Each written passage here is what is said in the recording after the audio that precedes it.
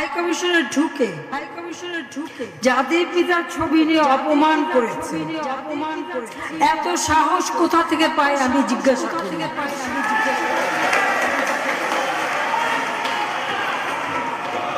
আমি জানি না আমাদের হাই কমিশনার তখন কারা বসেছিল এবং তারা সেখানে কিছুই করতে পারলো না কেন, সেটাও বড় প্রশ্ন।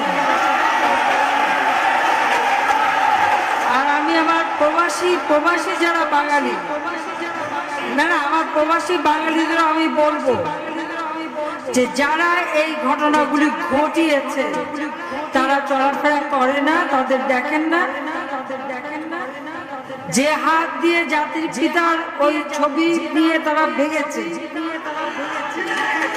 তাদের যা উপযুক্ত করা উচিত সেটা করতে হবে। জাতির পিতার নাম মুছে ফেলার চেষ্টা করা হয়েছিল, তো তারিখ যেহেতু দূরের কথা, ওর বাপ তো চেষ্টা করেছিল এই নাম বুঝতে, ওর বাপও চেষ্টা করেছে, মাও চেষ্টা করেছে। তারা কি পেয়েছে নাম বুঝতে? পারে নাই।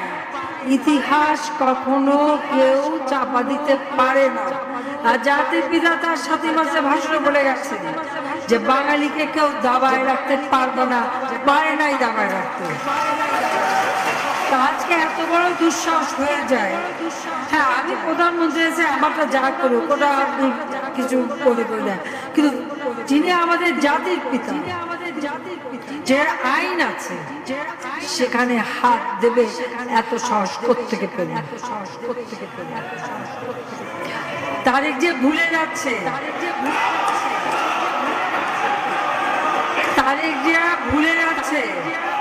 যে তার মা দুর্নীতি করে জেলে গেছে। আজকে তার